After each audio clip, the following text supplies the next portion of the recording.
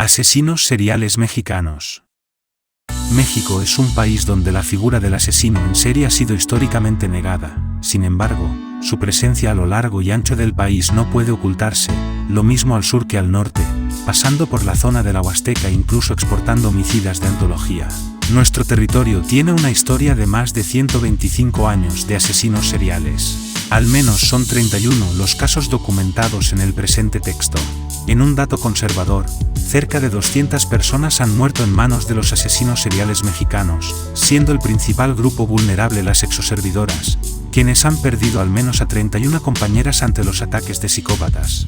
La comunidad de la tercera edad vio morir en manos de 3 presuntos homicidas a más de 30 ancianos, mientras que la comunidad gay queda en tercer lugar al ser 20 los ataques fatales contra compañeros homosexuales. La cifra indicada no ha tomado en cuenta los homicidios con características seriales de las mujeres desaparecidas y asesinadas en Ciudad Juárez, que según datos duros superan el centenar. Pero más allá de un análisis cuantitativo, resulta importante lo cualitativo, lo geográfico e incluso la torpeza con la que los casos han sido manejados. La importancia cualitativa recae en las características del asesino. Así como se habla de que los homicidas norteamericanos se caracterizan por viajar a lo largo de las carreteras de su país, y los alemanes poseen la peculiaridad del canibalismo, los mexicanos podrían encontrar como común denominador el provenir de las fuerzas del orden, ya sea la policía o el ejército. No son pocos los casos en los que exagentes y exmilitares pasan a engrosar las filas del homicidio serial.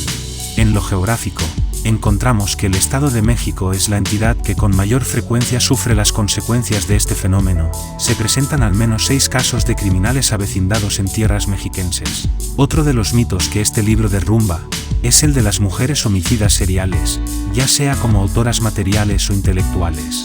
La Nota Roja Nacional ha presenciado el modus operandi de 7 asesinas, entre las que destaca, por el número de víctimas, Juana Barraza Samperio. Esta es solo una breve presentación de lo que el lector tiene en las manos, la puerta a un mundo desconocido y oculto que las autoridades han sido incapaces de documentar y legislar.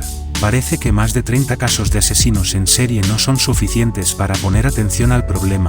Las corporaciones policíacas no tienen el conocimiento, las autoridades carecen de una base de datos oficial y los periodistas archivan los casos como meros hechos aislados.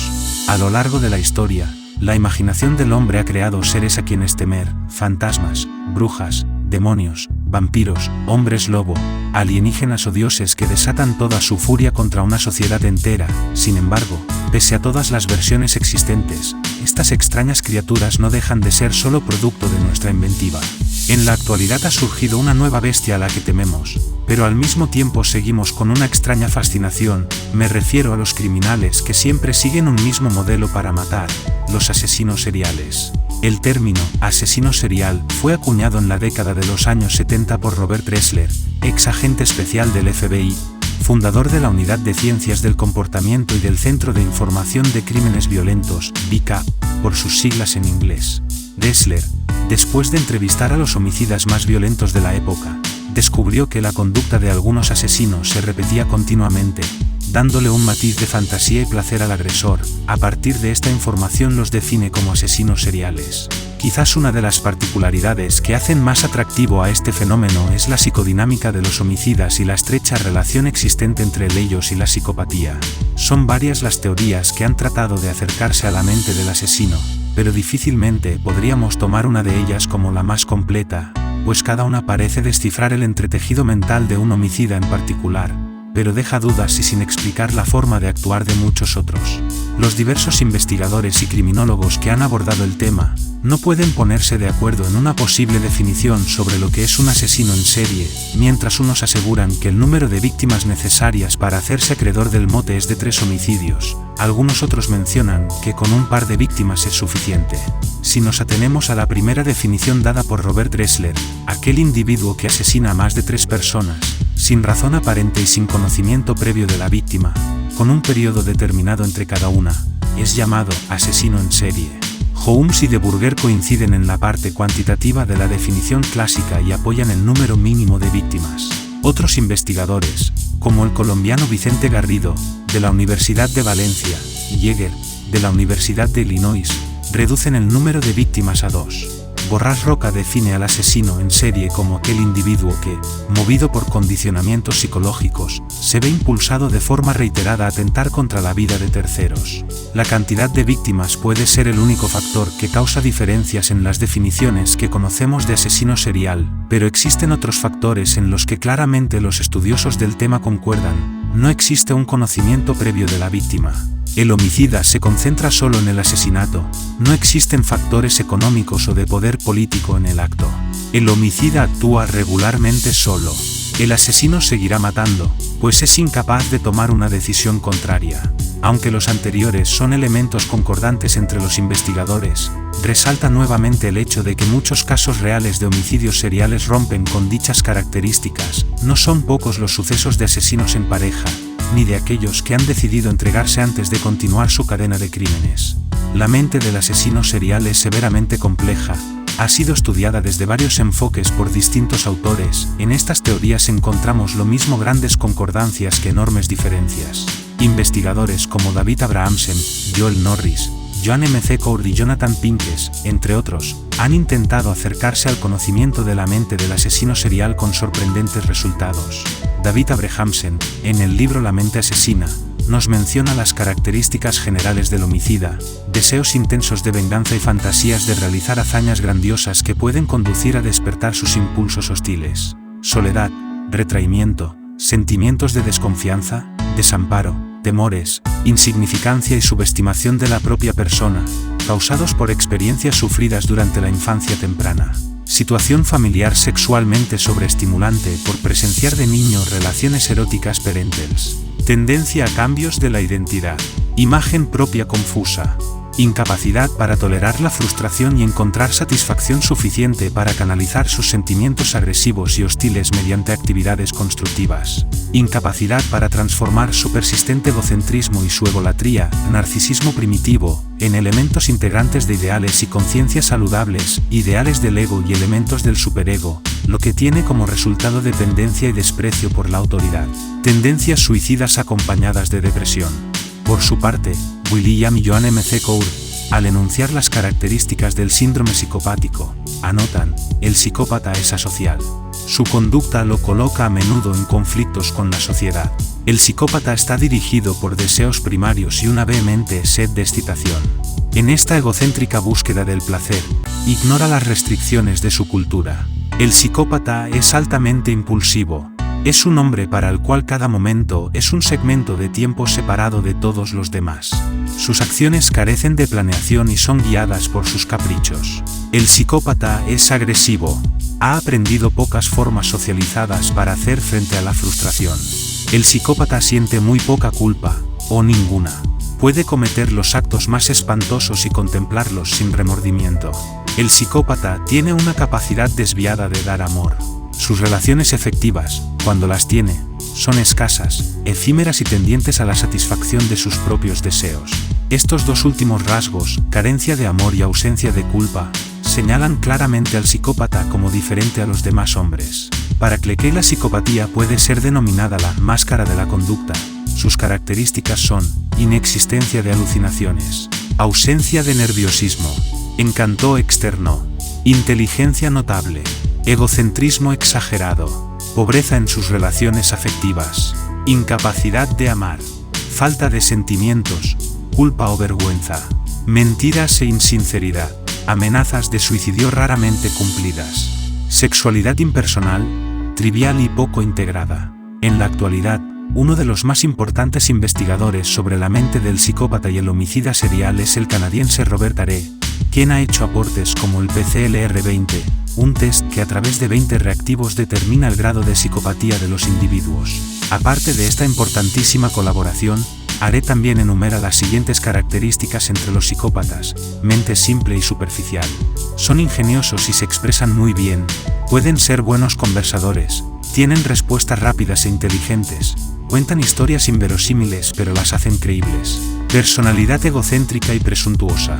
Visión narcisista de la vida, piensan que sus habilidades les permitirán alcanzar cualquier meta. Falta de remordimientos y sentimientos de culpa. En ocasiones verbalizan sentimientos pero se contradicen con acciones posteriores. Falta de empatía.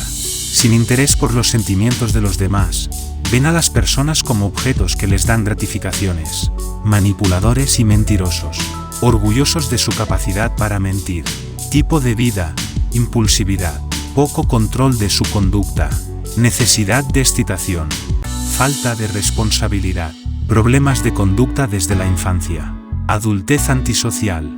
Listado de psicopatía. 1. Locuacidad / encanto superficial. 2. Egocentrismo / sensación grandiosa de la autovalía. 3. Necesidad de estimulación / tendencia al aburrimiento. 4. Mentira patológica. 5. Dirección / manipulación. 6. Falta de remordimiento y culpabilidad. 7. Escasa profundidad de los afectos. 8. Insensibilidad / falta de empatía. 9. Estilo de vida parásito. 10. Falta de control conductual. 11. Sexualidad promiscua. 12. Problemas de conducta precoz. 13.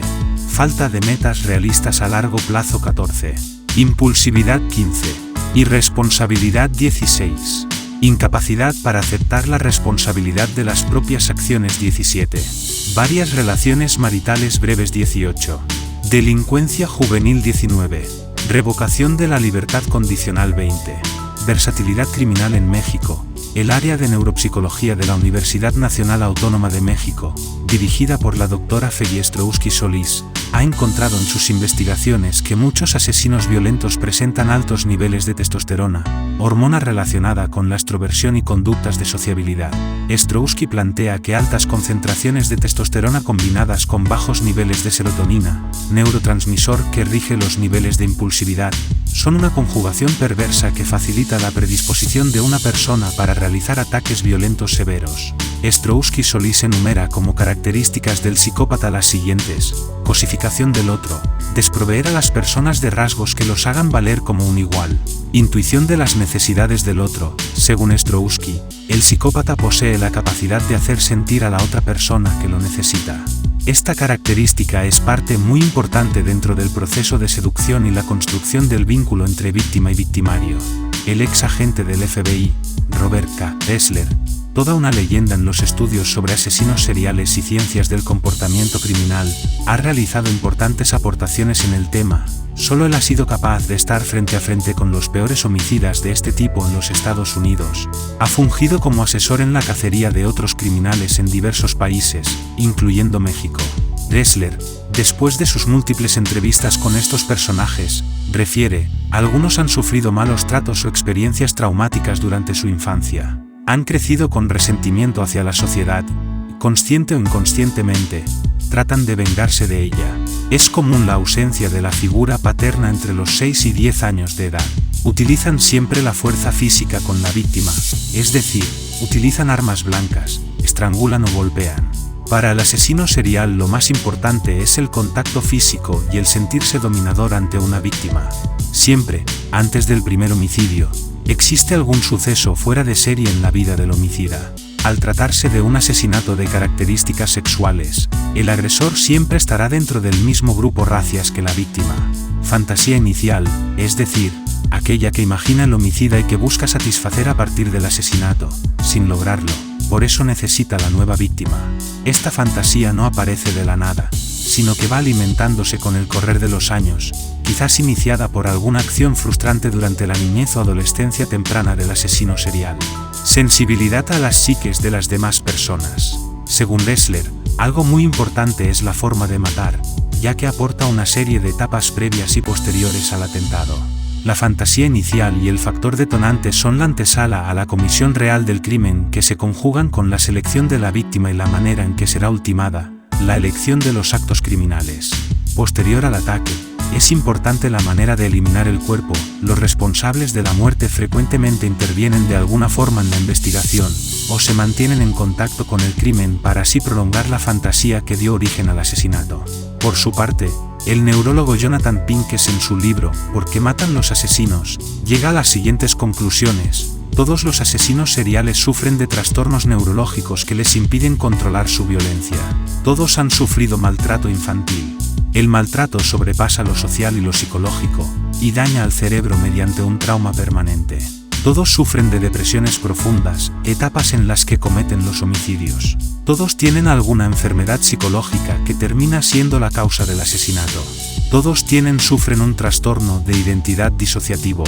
El más adelantado en estos menesteres, el doctor en psiquiatría Joel Norris, da una verdadera cátedra sobre su conocimiento de los multihomicidas. Algunas de estas premisas se encuentran en sus libros Serial Killers y Henry.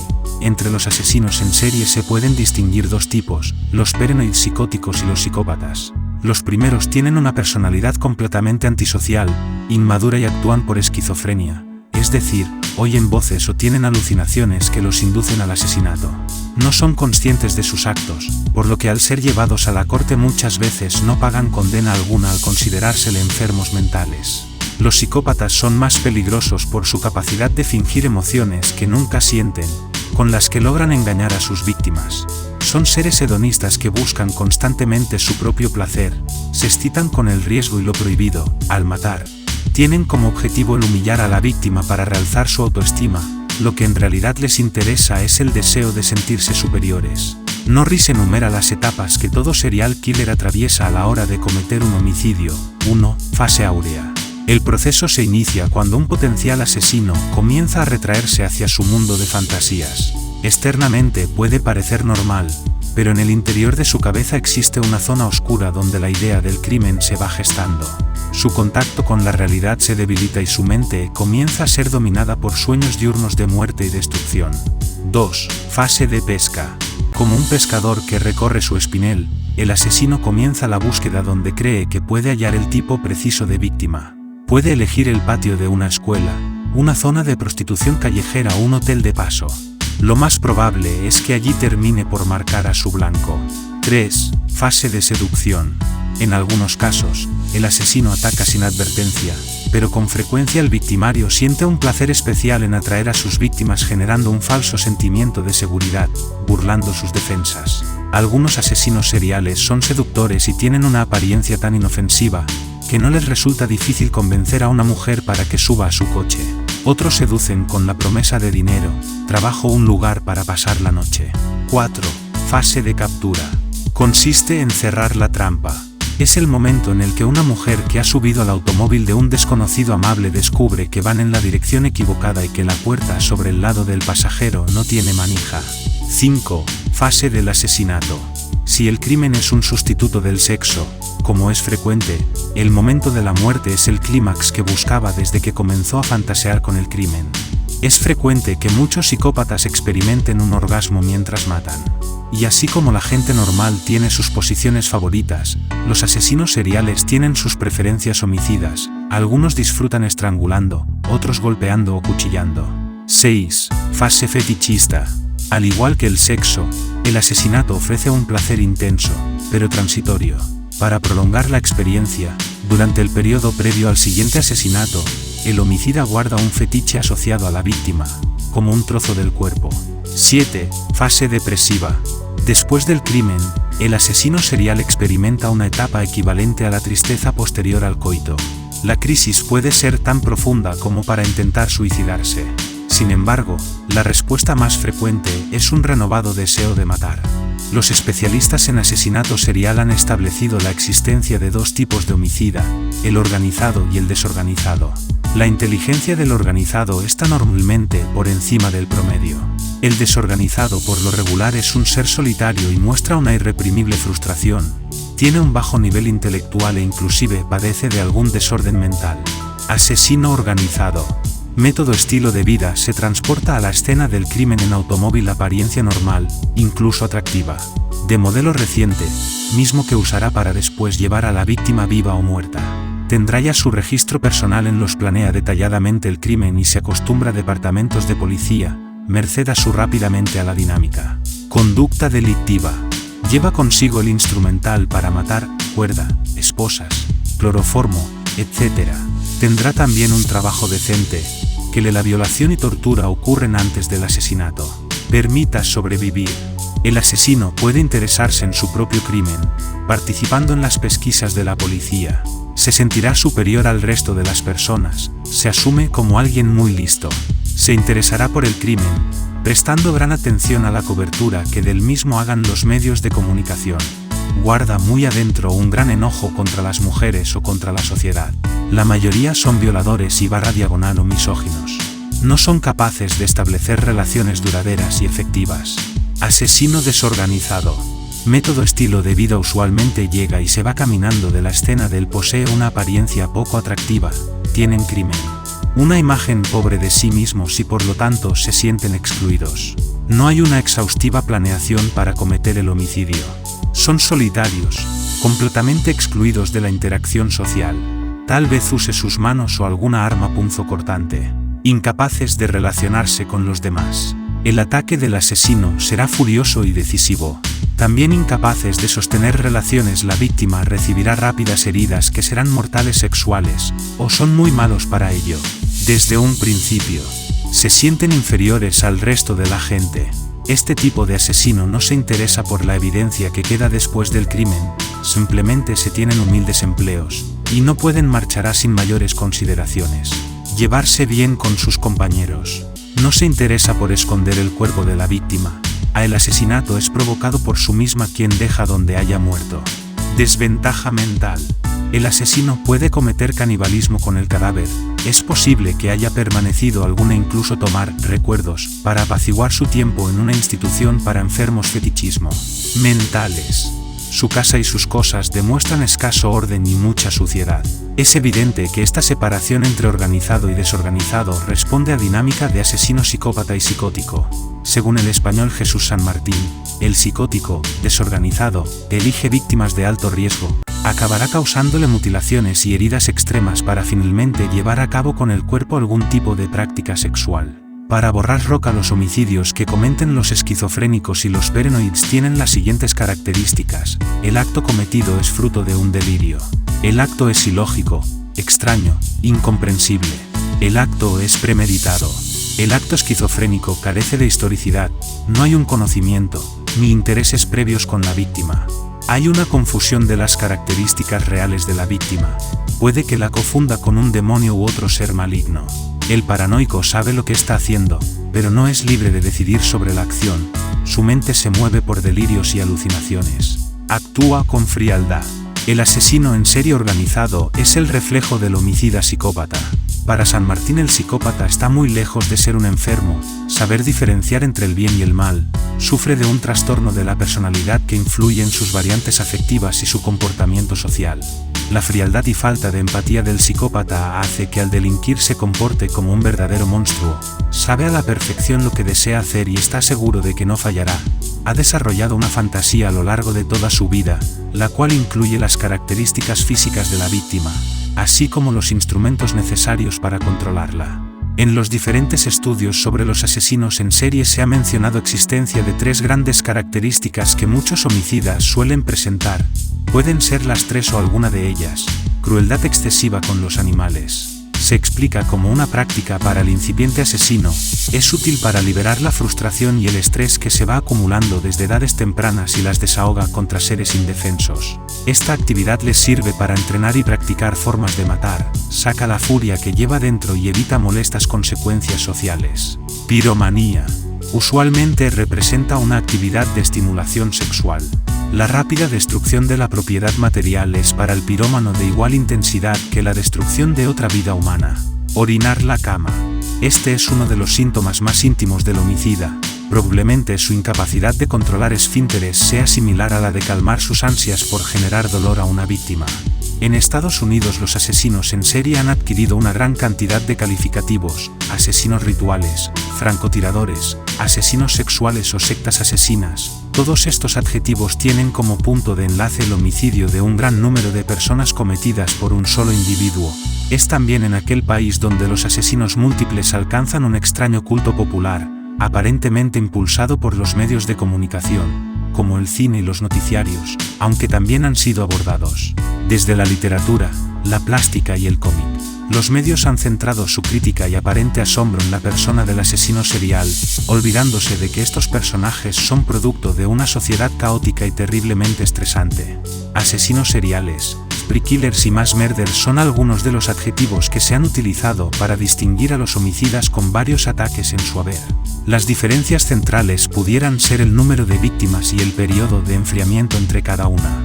Todos los autores coinciden en la necesidad de este lapso entre cada asesinato, es decir, debe pasar un tiempo entre cada homicidio, mínimo de un día. Existen otros homicidas, como los asesinos múltiples, ellos matan a varias personas en un mismo lugar y en un mismo momento, como los casos de los asesinos en los campus universitarios o los asesinos de familias. También existen los asesinos itinerantes o spree killers. Ellos ultiman a varias personas pero en diferentes puntos geográficos, sin periodo de enfriamiento y como consecuencia de una misma acción violenta.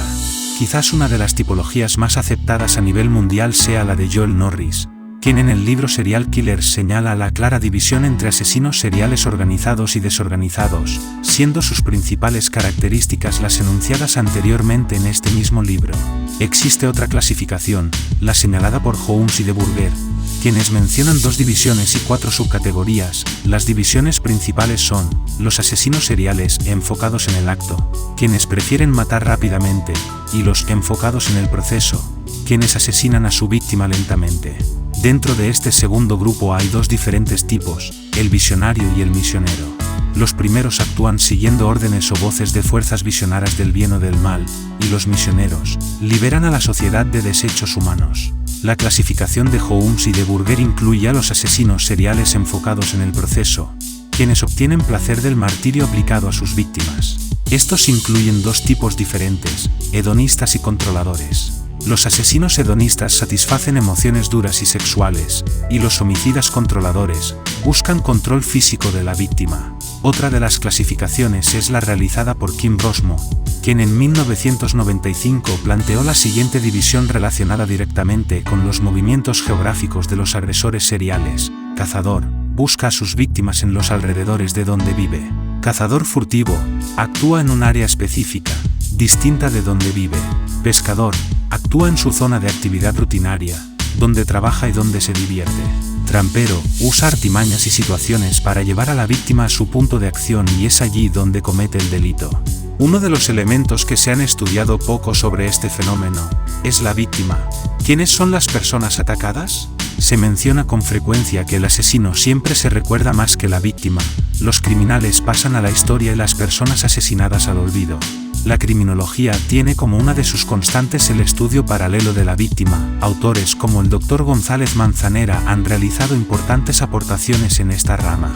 La victimología es la encargada de estudiar la personalidad de la gente agredida en relación con su ofensor, los procesos de victimización y su prevención, las consecuencias sociales y las relaciones entre víctima y agresor.